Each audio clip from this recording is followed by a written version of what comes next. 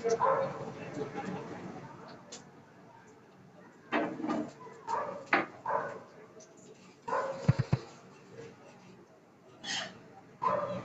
যে চাপের মিশ্রণ দেখছেন আপনারা, এই যে চাপ ভাজা হচ্ছে মচমচে করে, খুব সুন্দর কালার এসেছে ক্যামেরায়, খেতেও মাশাআল্লাহ সুস্বাদু হবে।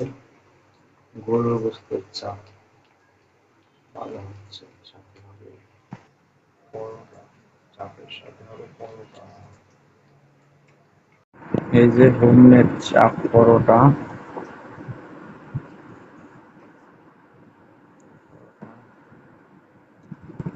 চাপ সুস্বাদু চাপ পরোটা।